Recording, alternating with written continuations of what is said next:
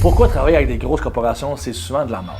Souvent, ces grosses corporations-là vont avoir tellement de monde dedans que ça va être vraiment tough au niveau de la communication. Je prends un exemple avec une grosse marque aux US que j'ai fait affaire avec pour les CrossFit Games 2024. J'étais en courriel avec quelqu'un. J'y parlais pour savoir un peu qu'est-ce qu'il voulait. C'était 100% par email. Puis c'était rendu que je parlais avec 15 000 personnes sur le email chain pour savoir exactement qu'est-ce qu'ils voulaient avoir. Ils m'ont payé 2 mois en retard. Fait que c'était vraiment un gros shit show. Même une compagnie d'ici, je fais affaire souvent avec une grosse institution scolaire. Puis la dernière fois que j'ai travaillé pour eux, c'était pour un match de football. Je travaillais pour l'équipe de cheerleading. Puis eux autres sont super contents de mes services, mais une fois que c'est le temps de me payer, il y a tellement de monde dans cette institution-là qu'il faut qu'ils m'envoient un courriel, il faut que moi je le remplisse avec mes informations bancaires. Après ça, ça envoie à quelqu'un d'autre, que quelqu'un d'autre l'envoie à quelqu'un d'autre l'envoie. Après ça, ils m'envoient mon chèque par la poste, mais ça prend des mois. Fait que même eux, ça fait quasiment 5 mois avant qu'ils me payent. Tout ça pour dire, guys, des fois c'est super cool. Tu penses que tu as une grosse opportunité de travailler avec une grosse brand, mais des fois c'est pas autant beau ce que ça a l'air. Fait que méfiez-vous, guys, des grosses corporations comme ça, qu'il y a plusieurs personnes qui travaillent dedans.